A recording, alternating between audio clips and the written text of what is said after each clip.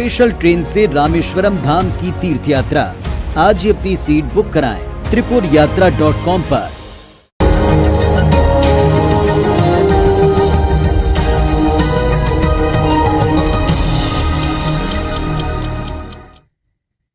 और जैसा कि आज देश भर में रक्षाबंधन का त्योहार मनाया जा रहा है, तो आप सभी को रक्षाबंधन की हार्दिक शुभकामनाएं।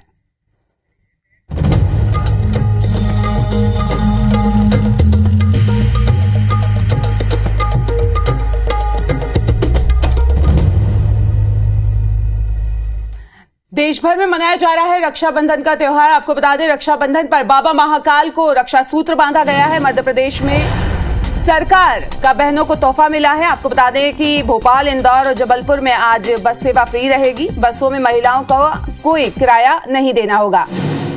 तो रक्षाबंधन के त्योहार पर आज मध्य प्रदेश में महिलाओं को तोहफा मिला है। देश भर में आज त्योहार बड़े धूमधाम से मनाया जा रहा है। बहनों को ये तोहफा दिया है गवर्नमेंट ने। भोपाल, इंदौर और जबलपुर में आज फ्री रहेगी बस सेवा। महिलाओं को किराया नहीं देना होगा। अगर वो सफर करती हैं बस से तो आज उन्हें किराया नहीं देना होगा। देश भर में रक्षाबंधन के त्योहार की धूम है। वहीं बाबा महाकाल को भी रक्षा सूत्र बांधा गया है। तो इस वक्त की ये बड़ी खबर आपको बता रहे हैं कि आज देश भर में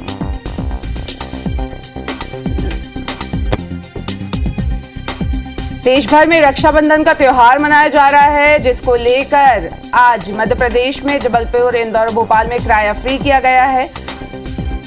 अगर महिलाएं जाती हैं, कहीं सफर करती हैं रेड बस से या बसेस से, तो उनका किराया नहीं लगेगा।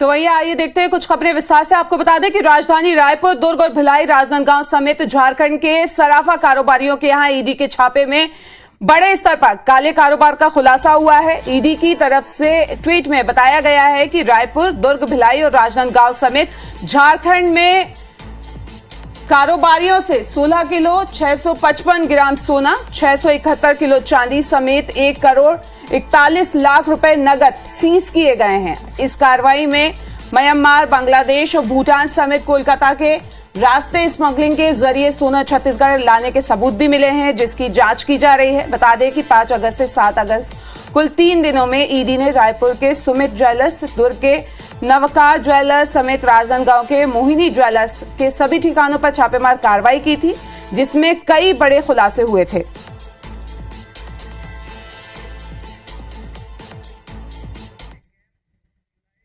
और इसी खबर पर ज्यादा जानकारी के लिए हमारे संवाददाता तहसीन हमसे जुड़ रहे हैं। सीधे उनका रुख कर लेते। तहसीन, आपसे जानना चाहेंगे, कई खुलासे हुए हैं, कई जगह ठिकाने हुए, और क्या क्या मिला है अभी तक ईडी को कार्रवाई में?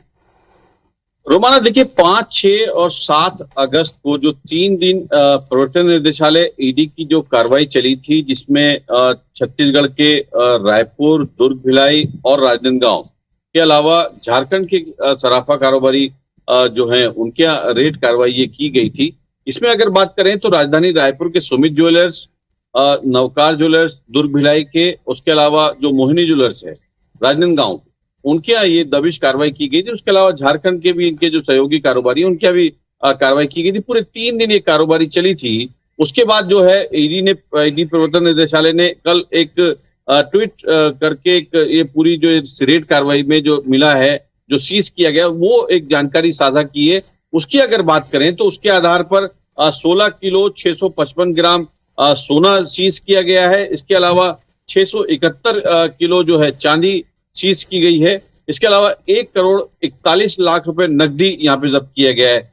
इसके अलावा जिस तरीके से बात करें, जो इस पूरे मामले में खुलासा हुआ है कि राजधानी समेत जो छत्तीसगढ़ में म्यांमार, बांग्लादेश, भूटान होते हुए कलकत्ता के रास्ते जो सोना लाया जाता था स्मगलिंग के द्वारा, जो कह सकते हैं कि उसको गोल्ड ओरिजिन स्मगलिंग का एक सिंडिकेट जो है वो यहाँ पे मिला है। इस बात का पूरा खुलासा हुआ है। इसमें यहाँ पे समझना होगा रोमाना कि पूरे मामले को अगर बात करें तो मई 2021 में डीआरआई, डायरेक्टर रेवेन्यू इंटेलिजेंस की टीम ने जो राजनांदगांव में जो जसराज शांतिलाल जो हैं वैद, उनके यहाँ पे ठिकानों पे कार्रवाई की थी, जिसमें कह सकते हैं कि 5,000 किलो जो है वो चांदी जब्त की गई थी। उसके अलावा 14 किलो से ज्यादा जो सोना जब्त किया गया था। उस टाइम भी ये मामला पूरा खुलासा हुआ था, लेकिन डीआरआई के पास जो है ये जांच जब पूरी हुई, इसमें ये स्मगलिंग का जो पीएमएलए का जो मामला सामने आया, जो मनी लॉन्ड्रिंग का, उसके बाद ये जांच जो है वो ईडी के पास चली गई थी। उसके बाद जो है ईडी ने पीएमएलए के मामला दर्ज करके 5, 6, 7 अगस्त को ये एक साथ रेड कार्रवाई की गई थी। उसके बाद जो है ये पूरा मामले का खुलासा हुआ है। अब यहाँ पे देखने वाली बात है, क्योंकि ये जो सीज कार्रवाई हुई है उसके बाद जो है क्योंकि ये बड़ा मामला आया है, इसमें देश को जो आर्थिक नुकसान पहुंचाने की यहाँ पे संकेत मिले हैं और प्रमाण मिले हैं यहाँ पे। तो उसके बाद अब जो है ईडी जो है आगे क्या कार्रवाई करती है ये आने वाले दिनों में सामने आ सकता है, लेकिन ये कह सकते हैं कि इस रेड कार्रवाई बड़ा खुलासा हुआ था। बिल्कुल, तो ईडी क्या कार्रवाई करेगी ये देखना होगा आने वाले दिनों में। इस तमाम जानकारी के लिए आपका बहुत बहुत शुक्रिया।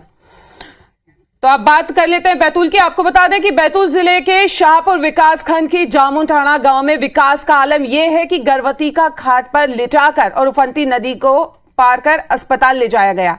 आपको बता दें कि गर्भवती को अचानक प्रसव पीड़ा शुरू हो गई थी, जिसके बाद उसके पति ने ग्रामीणों की मदद मांगी और ग्रामीणों ने जान की परवाह किए बिना गर्भवती को खाट पर लिटाकर उफनती नदी पार की और उसे शाहपुर लेकर पहुंचे। आपको बता दें कि यहां पर भी माचना नदी उफान पर होने की वजह से उन्हें वापस लौटकर महिला को भौरों के शासकीय अस्पताल में ही ले जाना पड़ा, जिसके बाद अस्पताल पहुंचने के बाद ग्रामीणों ने राहत की सांस ली।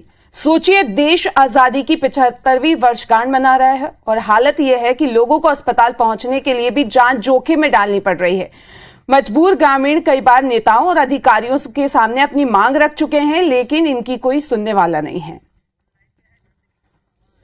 और इसी खबर पे ज्यादा जानकारी के लिए हमारे संवाददाता नंदकिशोर हमसे जुड़ चुके हैं फोन लाइन पे। नंदकिशोर, आपसे जानना चाहेंगे, सरकार दावे करती है, वादे करती है, इस तरीके की घटनाएं जो हैं, इस तरीके के हालात हमारे सामने आए दिन आते रहते हैं। उसके बाद सरकार कहती है कि हम काम करेंगे, लेकिन आज भी जिस तरीके की तस्वीरें हम देख पा रहे हैं बैतूल की, वो शर्मनाक तस्वीरें कह सकते हैं।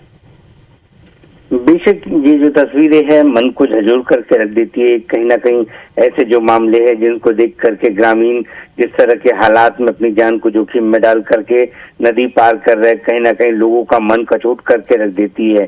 देखिए, आजादी की 75वीं वर्षगांठ पूरा देश मनाने जा रहा है, जिला मनाने जा रहा, बड़े हर्षोल्लास के साथ हर घर तिरंगा जैसा नारा लग रहा है। लेकिन इन ग्रामीणों को देख करके कोई क्या कहेगा कि क्या ये तिरंगा लगाने के पहले इनके घर पर या इनके लिए कोई व्यवस्था करना उचित नहीं था। लेकिन प्रशासन किस तरह से मौन है, राजनेता किस तरह से मौन है जो इनके मतों पर सरकार बनाते हैं। कहीं ना कहीं ऐसे लोगों को सोचना चाहिए कि इन ग्रामीणों को सुविधा मुहैया करवाने के लिए सबसे बड़ी पहल की जानी चाहिए। इसी पहल के बाद शायद हमारा 75वां जो वर्षगांठ मनाने का महोत्सव है वो सफल हो पाएगा। नंदकिशोर, क्या किसी अधिकारी से आपकी बात हो पाई है? देखिए, इस मामले में अभी तक कोई भी अधिकारी से वार्तालाप नहीं हो पाई है। फिलहाल जो जैस के कार्यकर्ता हैं, जो प्रदेश उपाध्यक्ष है, सिर्फ उनसे बात हुई, क्योंकि आदिवासी संगठन की ओर से जैस ज्यादातर पहल करता है ताकि आदिवासी अंचलों में विकास हो सके। जैस के जो उपाध्यक्ष है उन्होंने ही हमें इंटरव्यू के जरिए 3 दिन का जो अल्टीमेटम उन्होंने प्रशासन को दिया है कि 3 दिन के दरम्यान अगर प्रशासन इस पुल निर्माण को लेकर के कोई कारगर पहल सामने नहीं लाता है तो वो आंदोलनरत हो जाएंगी, जिसकी जिम्मेदारी उन्होंने प्रशासन पर सौंपी है। और अगर बात करें महिला की, तो अभी फिलहाल क्या स्थिति है महिला की? देखिए, महिला को लेकर के अभी हाल स्थिति ठीक है, हालत उसकी ठीक है। प्रसव तो नहीं हो पाया अभी, लेकिन सरकारी अस्पताल में है तो जायज उसे सुविधाएं मिल रही है। लेकिन अगर रास्ते में कुछ हो जाता तो कहीं ना कहीं जच्चा बच्चा दोनों की जान को खतरा हो सकता था। बिल्कुल, तो जच्चा बच्चा जो दोनों की जान को खतरा हो सकता था, लेकिन ग्रामीणों की थोड़ी सी सूझबूझ से फिलहाल इस तरीके की कोई हादसा यहाँ पे नहीं हो पाया। इस तमाम जानकारी के लिए आपका बहुत बहुत शुक्रिया।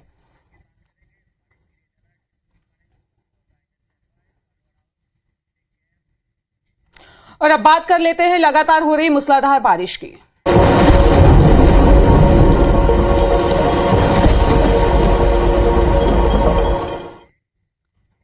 एमपी में मूसलाधार बारिश का दौर लगातार जारी है। मौसम विभाग ने इसके लिए चेतावनी भी जारी की है। आपको बता दें कि प्रदेश के कई जिलों में भारी बारिश को लेकर रेड अलर्ट जारी किया है। भोपाल, जबलपुर संभाग के जिलों में ऑरेंज अलर्ट जारी किया है, तो वहीं डिंडोरी, अनूपपुर और सागर में भारी बारिश से अति भारी बारिश का अलर्ट मौसम विभाग ने जारी किया है। वहीं ग्वालियर और चंबल संभाग के जिलों में बारिश को लेके येलो अलर्ट जारी किया गया है। तो इस वक्त की ये खबर आपको बता रहे हैं, मौसम विभाग ने मध्य प्रदेश में अलर्ट जारी किया है। कई जिलों में भारी बारिश का रेड अलर्ट जारी किया है। तो आपको बता दें कि जबलपुर संभाग के कई जिलों में ऑरेंज अलर्ट जारी किया है, भोपाल के साथ ही। इसके अलावा डिंडोरी, अनूपपुर और सागर में भी भारी से अति भारी बारिश की संभावना जताते हुए अलर्ट जारी किया है। ग्वालियर और चंबल संभाग के जिलों में बारिश को लेकर येलो अलर्ट जारी किया गया है।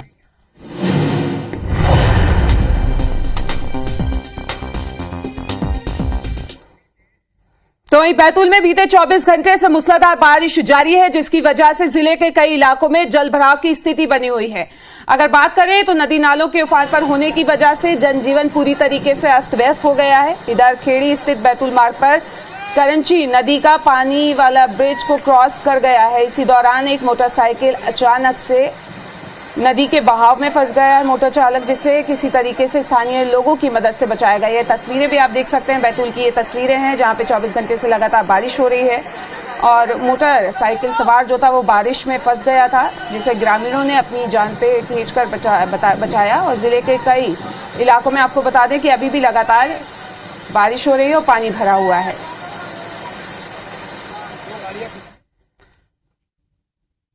तो वहीं बैतूल में लगातार बारिश हो रही है, जिसकी वजह से डैम पूरी तरीके से भर गया है। जिले के आठनेर ब्लॉक स्थित जल संसाधन विभाग के बाकुर डैम की दीवारों से सीपेज होने की खबर के साथ ही अधिकारी मौके पर पहुंचे। वहीं विभाग आपको बता दें कि मुल्ताई संभाग के कार्यपालन यंत्री विपिन बामकर ने कहा है कि डैम को किसी भी तरीके से कोई खतरा नहीं होगा। उन्होंने कहा है कि मछुआरों को जाल फंसे होने की वजह से पानी की निकासी में कुछ दिक्कतें हो रही हैं। ऐसे में मछुआरों को बुलवाकर वहां लगे जाल को हटा दिया गया है। साथ ही उन्होंने कहा है कि अब रिसाव काफी कम हो गया है, इसलिए किसी को डरने की कोई जरूरत नहीं है।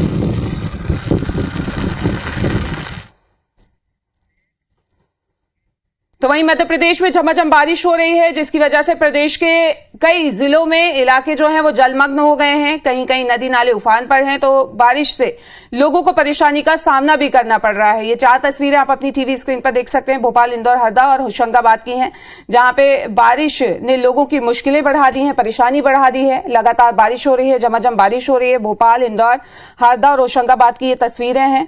आप देख सकते हैं कि किस तरीके से बारिश जो हो रही है, उसके बाद जल भराव की स्थिति बनी हुई है। भोपाल में भी लगातार बारिश हो रही है, सड़कों पर पानी भरा हुआ है। और अगर बात करें हरदा की, तो हरदा की तस्वीरें भी आप देख सकते हैं। यहाँ पे भी अजनाल नदी के किनारे जो मंदिर बने हुए हैं वो पानी में डूब चुके हैं। और होशंगाबाद में भी आप देख सकते हैं कि लगातार नर्मदा का जलस्तर जो है वो बढ़ रहा है और लगातार हो रही बारिश की वजह से लोगों को काफी परेशानी का सामना यहाँ पे करना पड़ रहा है। तो वहीं छत्तीसगढ़ की भी ये 5 तस्वीरें आप अपनी टीवी स्क्रीन पर देख सकते हैं। मौसम की मार एक बार फिर से यहाँ पे देखने को मिली है। कोरबा, बेमेतरा, महासमुंद, केशकाल और बलौदाबाजार की ये तस्वीरें हम आपको दिखा रहे हैं। मौसम ने एक बार करवट ली फिर से और लगातार बारिश का सिलसिला जो है वो यहाँ पे जारी है। आपको बता दें कि केशकाल में जमकर बारिश हो रही है। मौसम विभाग के मुताबिक बारिश को लेकर बनने वाला सिस्टम आज कमजोर पड़ जाएगा। उसके बाद 14 अगस्त को बारिश का सिस्टम फिर बनेगा। मौसम विभाग के मुताबिक मानसून द्रोणिका रायगढ़ में दक्षिण पूर्व की ओर उत्तर अंडमान सागर तट पर 1-1.5 किलोमीटर की ऊंचाई पर फैली हुई है, जिसकी वजह से सिस्टम कमजोर पड़ सकता है। इसके साथ ही ऊपरी हवा का चक्रवाती जो है वो भी घेरे हुए है, जिसकी वजह से एक बार फिर मौसम बदला है। लगातार बारिश होने की वजह से यहाँ पे भी जनजीवन पूरे तरीके से अस्त व्यस्त हो गया है।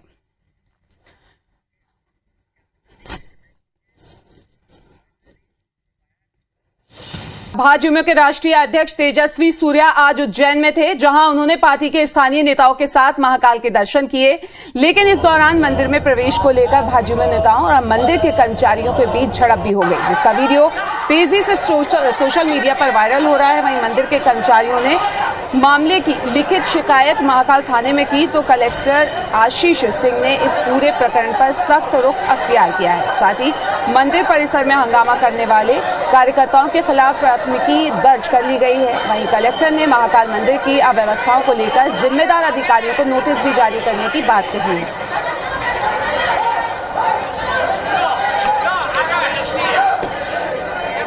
तो मंदिर के कर्मचारियों के द्वारा इसमें धारा एक FIR का आवेदन दिया गया था, जिसके आधार पर 2 लोगों के विरुद्ध नामजद और बाकी अन्य लोगों के खिलाफ 353 में FIR हुई है।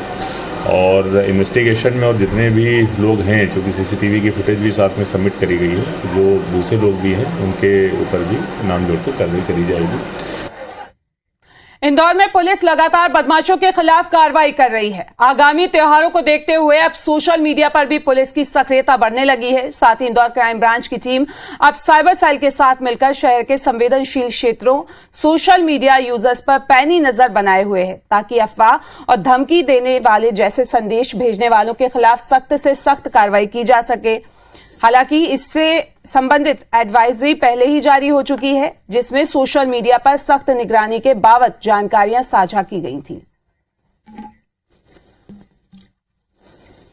इसी भाईचारे के साथ में जो है इन त्योहारों को मनाएं और कोई भी ऐसी हरकत या कोई भी ऐसे सोशल मीडिया पर एक्टिविटी ना होने दे जिससे आपसी सामंजस्य जो है वो खराब हो। लगातार हमारे द्वारा सोशल मीडिया को मॉनिटर किया जा रहा है और ऐसे कोई भी असामाजिक तत्व जो सौहार्द का माहौल बिगाड़ने का प्रयास करेंगे उनके विरुद्ध कठोर कार्रवाई की जाएगी। देवास के कोतवाली थाना क्षेत्र में खूनी प्रेम प्रसंग का मामला सामने आया है, जहां एक माशुका ने अपने प्यार को पाने के लिए प्रेमी की दूसरी पत्नी की हत्या कर दी। वहीं मामले में पुलिस ने प्रेमी, प्रेमिका और उसकी एक सहेली को गिरफ्तार किया है।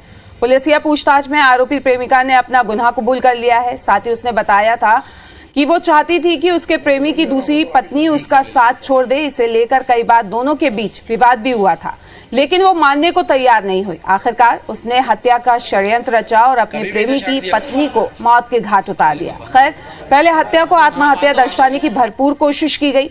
बताया गया कि जहर खाकर महिला ने खुदकुशी कर ली, लेकिन मामले की जांच में जुटी पुलिस को कई चौंकाने वाले तथ्य मिले। साथ ही पोस्टमार्टम रिपोर्ट में हत्या की बात सामने आई। उनकी एक पत्नी के अलावा 2 अन्य प्रेमिकाएं थीं। प्रेमी के द्वारा वहां पहुंचकर उसके जो है लाश को अस्पताल ले जाकर यह जानकारी दिए बगैर कि ये क्या हुआ, क्या घटना कैसे हुई है। एक अन्य प्रेमिका जो मणिराम ज्वेलर्स पर काम करती है युवक की, उसके द्वारा योजनाबद्ध तरीके से अपने सहेली के साथ में इसका गला दबाकर हत्या को अंजाम दिया गया था। सुनने में आया कि उसने शादी कर ली। अच्छा। तो कमरा चेंज कर दिया। अभी तक उसका कमरा कोई पता नहीं है। अच्छा, अभी अब कहाँ रहती थी? अभी ये पता ही नहीं अभी कहाँ पे रहती थी। अच्छा। और किसके साथ रहती थी ये भी नहीं पता। ये तो शादी की तो अभी मालूम पड़ी। हम तो 3-4 महीने हो गए जबकि शादी कर ली है। कोतवाली थाने में बताया हम।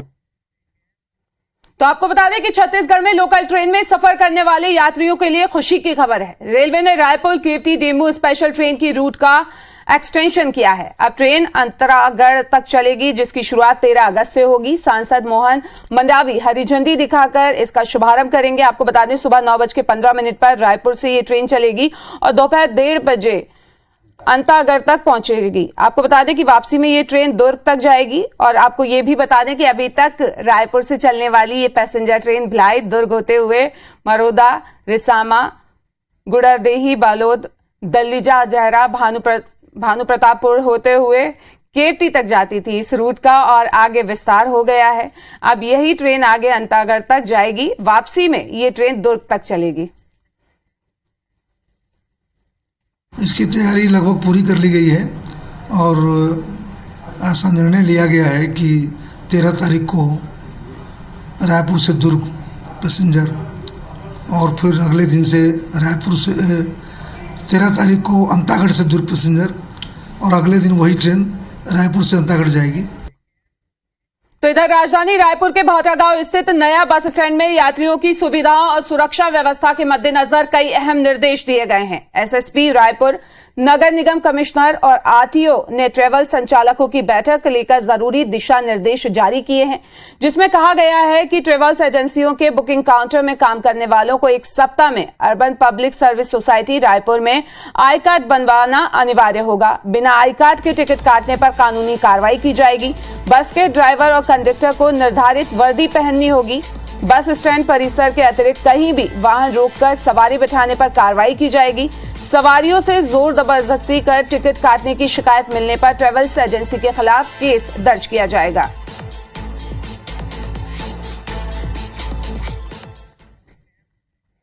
अग्रवाल सभा रायपुर की गिनती प्रदेश के अहम सामाजिक संगठनों में होती है, पर हाल के वक्त में सभा के कुछ सदस्यों के बेतुके फैसले की वजह से सदस्यों के बीच आक्रोश बढ़ने लगा है। लोग तरह तरह के सवाल कर रहे हैं। संकट में है अग्रवाल सभा रायपुर की आजादी। अग्रवाल सभा की हर तरफ चर्चा। सभा की नई सदस्यता नीति पर विवाद। अग्रवाल सभा रायपुर में जारी उठापटक ने उसे शक और सवालों के कटघरे में ला खड़ा किया है। सबसे ज्यादा असंतोष सभा की नई सदस्यता नीति को लेकर है। बीते करीब 2 दशकों से यहाँ एक व्यवस्था चल रही थी, जिसके तहत रायपुर की सीमा में रहने वाला अग्रवाल समाज का हर सदस्य स्वतः ही सभा का मेंबर बन जाता था। पर इस सिस्टम को बदलते हुए अचानक नई सदस्यता पॉलिसी को लागू कर दिया गया, जिसके तहत केवल पंजीकृत सदस्य ही सभा में वैधानिक अधिकार से लैस होंगे, यानी सिर्फ उन्हें ही वोट देने का हक होगा, जबकि पहले सारे सदस्य अग्रवाल सभा के वोटर होते थे। इसके अलावा कई और अनियमितताएं भी सामने आई हैं। मिसाल के तौर पर 28 अगस्त को जो आम सभा बुलाई गई, उसे कार्यकारिणी का अनुमोदन ही नहीं मिला। इसी तरह कुछ आजीवन सदस्यों और पूर्व पदाधिकारियों के नाम वोटर लिस्ट से गायब कर दिए गए। यहाँ तक कि अग्रवाल सभा रायपुर के पूर्व अध्यक्ष का नाम भी वोटर लिस्ट से हटा दिया गया। अनियमितता यही नहीं थमी, बल्कि हैरानी की बात ये कि 29 मई को जिन 2 लोगों को चुनाव अधिकारी नियुक्त किया गया, उनका नाम 31 अगस्त 2003 को जारी की गई आजीवन सदस्यता सूची में नहीं है। इस सूची में कुल 223 सदस्यों के नाम हैं और खुद महामंत्री का ये दावा है कि 31 मई 2022 तक कोई नया सदस्य नहीं बनाया गया। आजीवन सदस्यता का मतलब जीवन भर की सदस्यता होनी चाहिए, लेकिन अब उसकी भी एक वैलिडिटी तारीख तय कर दी गई है। नामांकन पत्र देने को लेकर भी लगातार हीला हवाली की जा रही है। वहीं चुनावी नामांकन की अंतिम तिथि का कोई स्पष्ट उल्लेख नहीं किया गया है। अग्रवाल सभा के अंदरूनी सूत्र ये बताते हैं कि कुछ सियासी नेताओं के निजी महत्वाकांक्षा की वजह से संगठन के अंदर अराजक स्थिति बन गई है। हैरानी की बात ये, अग्रवाल सभा रायपुर के ही कुछ सदस्य इस अराजकता को हवा देने में लगे हैं। और इस बुलेटिन में अभी के लिए फिलहाल इतना ही, लेकिन आगे देखिए छत्तीसगढ़ी भाषा का हमारा बुलेटिन। नमस्कार।